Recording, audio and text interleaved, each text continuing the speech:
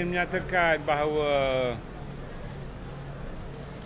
kenyataan yang dibuat oleh YB Reyes di Dewan Undangan Negeri Pulau Pinang adalah merupakan kenyataan yang berbaur kebencian. Di dalam sebuah negara demokrasi, kita boleh berbeza pendapat. Kita boleh berbeza pegangan.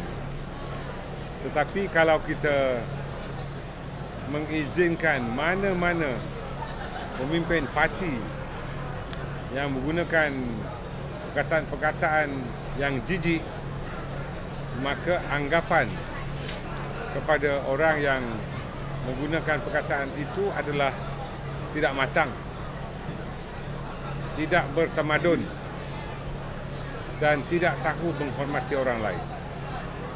Bagaimana mengharapkan orang lain mahu menghormati seseorang kalau orang itu tidak belajar menghormati orang lain? Bagaimana mereka yang mewakili parti itu mahu dihormati walaupun orang itu wakil rakyat kalau dia tidak tahu menghormati parti orang lain?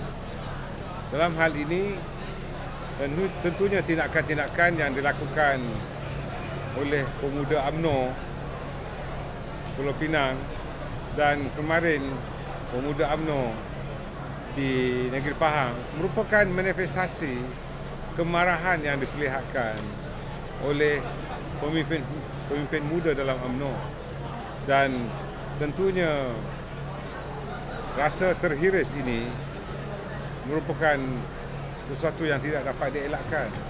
Saya ingin mengingatkan pemimpin-pemimpin parti yang berbeza, sama ada dalam pembangkang atau dalam parti-parti komponen Barisan Nasional sekalipun, hormatilah